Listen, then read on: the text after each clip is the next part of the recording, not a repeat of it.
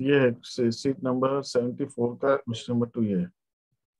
हाँ सर, इसका सेकंड वाला adjustment, furniture is depreciated at the rate 20%। भाई हमारे पास पिछले साल I8950 के फर्नीचर थे।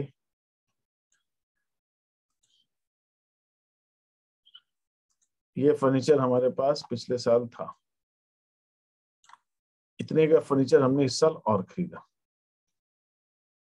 टोटल फर्नीचर कितने का हो गया, ऐड कर लो, 14,250।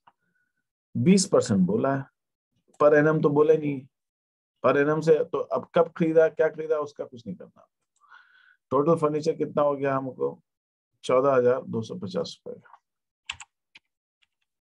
14,250 के ऊपर 20% का डेप्रिसिएशन लगा दो, बस। और क्या करना। कहाँ लिखोगे डेप्रिसिएशन, इनकम एक्सपेंडिचर अकाउंट में लिखोगे।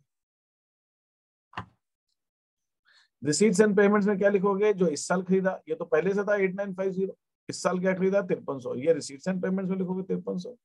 और 14,250 का 20% इनकम एक्सपेंडिचर में डेप्रिसिएशन पीएनएल अकाउंट में लिखते थे ना, डेबिट साइड में डेप्रिसिएशन 11th में। हाँ सर। बस वैसे लिखना है और क्या। Okay sir. सर और ये जो insurance premium was paid on 1 अक्टूबर लिखा है, इसका क्या एडजस्टमेंट हुआ? अपन ने 1 अक्टूबर 2018 को एक साल के लिए इंश्योरेंस प्रीमियम दिया।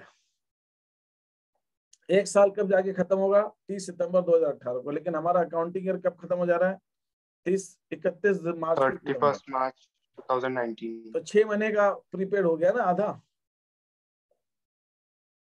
नहीं समझ में आया। हाँ सर आया। तो इसको सिर्फ रिसिप्ट एंड पेमेंट में दिखाएंगे? नहीं, रिसीट्स एंड पेमेंट्स में दिखाएंगे, लेकिन आधा प्रीपेड है, आधा तो इस साल का है ना। इंश्योरेंस प्रीमियम कितना दिया, इंश्योरेंस प्रीमियम बनने, आधा इस साल का हो गया, आधा नेक्स्ट ईयर का ही हो गया।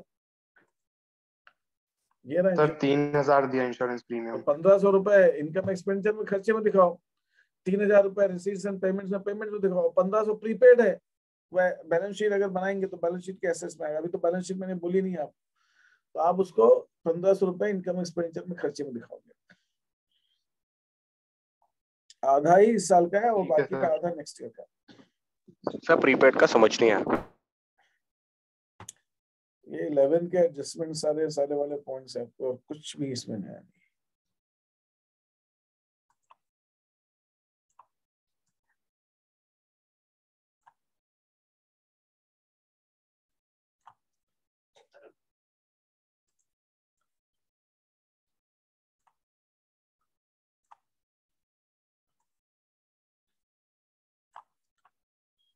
ये हमारा अकाउंटिंग ईयर है।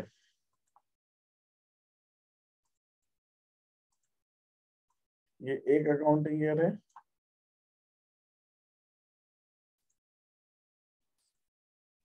ये दूसरा अकाउंटिंग। कब से स्टार्ट हो रहा है, ये साल हमारा स्टार्ट हो रहा है 1 अप्रैल 2020 को। और ये दूसरा अकाउंटिंग ईयर हमारा कब स्टार्ट हो रहा है, 1 अप्रैल 2021 को। लेकिन हमने जो प्रीमियम दिया है वो यहां दिया, इस जगह हमने प्रीमियम दिया। और कब तक के लिए दिया, एक साल के लिए दिया। तो उसका एक साल यहां जब दिया अपन ने प्रीमियम, तो इस जगह तो हमने दिया वो 1 अक्टूबर 2020 को। और यहां हमने जब खत्म हो रहा है, तो खत्म हो रहा है 30 सितंबर 2020। मतलब हमने जब एक साल का प्रीमियम यहाँ दिया तो यहां से यहां तक का दिया सर, यहां से यहां तक,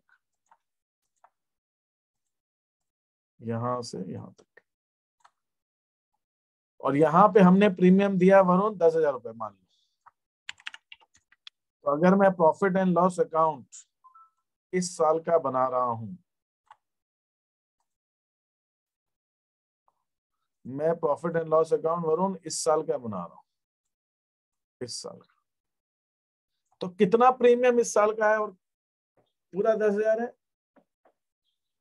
सर इस साल का तो 5,000 ही रहेगा। बस वही कह रहा हूं, मैंने वही कहा। तो तूने पे कितना किया इस साल, 10,000 दिया कि 5,000 दिया? 10,000 दिया है। तो रिसीट्स एंड पेमेंट्स में कितना आना चाहिए अगर ये एनपीओ का केस है तो? 10,000। और इनकम एक्सपेंडिचर में कितना आना चाहिए? 5,000। बस वही तो बात है, और क्या। और जो 5,000 रुपए और जो दे दिए वो क्या कहलाएंगे? प्रीपेड। वही।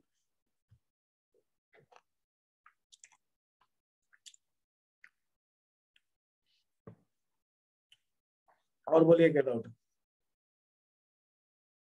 सर क्वेश्चन थर्ड में भी डाउट है। क्या डाउट सर है? ये सैलरी वाला। हाँ सैलरी। हाँ, मतलब क्या 2,000 रुपए एक महीने की सैलरी, तो मतलब क्या हुआ इसका? और सर 21,000 जो है पेमेंट हो गई। 2,000 रुपए एक महीने की सैलरी है, तो साल भर में हमें कितनी सैलरी देनी है ये बता। हाँ 24। अपन ने दी कितनी है? 21। तो क्या मतलब हुआ इसका? 3,000 आउटस्टैंडिंग। बस उसमें कौन सा सर बट ऊपर जो है ना उसमें 1,800 दिया है आउटस्टैंडिंग। हाँ पिछले साल का कहाँ दिया ये? तो पिछले साल की 1,800 देनी बाकी थी,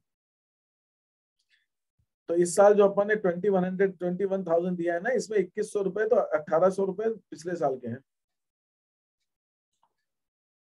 हमने जो 21,000 दिया है इसके अंदर 1,800 रुपीज पिछले साल के हैं, तो इस साल का कितना पेमेंट किया होगा अपन ने बताओ? सर इस साल का 19,200। बस 19,200 इस साल का दिया होगा, और देनी कितनी थी? 24,000 रुपए।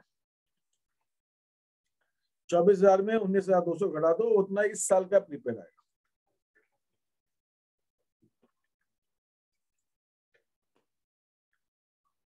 लास्ट ईयर के 1,800 आउटस्टैंडिंग थी, तो 21,000 जो दिया उसमें 1,800 लास्ट ईयर के पे किए होंगे।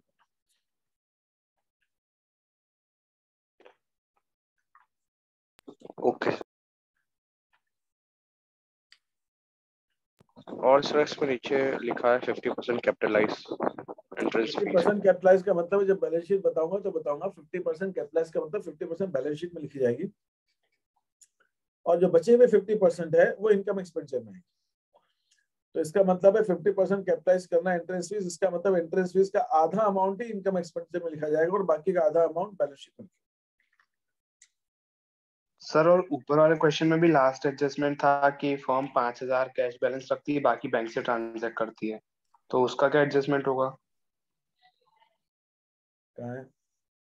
सर ये 6th वाला अदर इंफॉर्मेशन में। तो मतलब अगर आपका उससे कोई फर्क नहीं पड़ेगा, तो कैश और बैंक आपस में, जैसे यहाँ पे ओपनिंग कैश बैलेंस 5,000 है,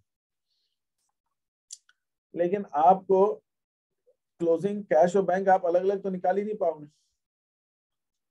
साल भर में जो पैसा आया है जो गया है वो कैश से कितना आया बैंक से कितना आया वो तो आपको मालूम ही नहीं पड़ेगा। हाँ सर। समझे कि नहीं समझे? एक सेकंड, ये तो आपको साल के शुरू का दे दिया कैश बैलेंस, क्लोजिंग तो दिया ही नहीं है ना अपने को। ना क्लोजिंग कैश दिया है ना क्लोजिंग बैंक दिया है, तो अपने को ये दिया ही नहीं कुछ भी। तो तुम एक काम ये करना, बस ये कर, हाँ एक काम कर सकते हो, बस जब तुम क्लोजिंग बैलेंस निकालोगे आंसर में, तो 5,000 रुपए कैश में लिख देना, बाकी का अमाउंट बैंक में डाल देना। सपोज तुम्हारा रिसीट्स एंड पेमेंट्स अकाउंट का क्लोजिंग बैलेंस 21,000 रुपए आता है, मुझे नहीं मालूम कितना आएगा, मुझे आंसर अभी नहीं दे। समझ गए बात? हाँ सर समझ गया। तो अगर कैश के अंदर तुम सरप्लस 5,000 वगैरह है तो दिखाना, बाकी का बैंक में दिखा देना 16,000। ठीक है सर। अगर तुम्हारा क्लोजिंग बैलेंस 29,000 आता है, तो 5,000 कैश में दिखाना और 24,000 रुपए बैंक में दिखा देना। यही बात। सर अगर ऐसे केस में डेफिसिट आ जाए तो फिर पूरा बैंक? रिसीट्स एंड हाँ फिर पूरा बैंक ही आएगा फिर, अगर ऐसा है तो। डेफिसिट आ रहा है, डेफिसिट तो नहीं कहेंगे उसका, डेबिट क्रेडिट बैलेंस आ रहा है। क्रेडिट बैलेंस का मतलब ये था आपने बैंक से लोन लिया होगा, कैश तो निगेटिव हो ही नहीं सकता। बैंक, हाँ सर। आपने बैंक से ओवरड्राफ्ट लिया होगा ऐसे केस में। ठीक है, हाँ जी। Any more queries? No sir.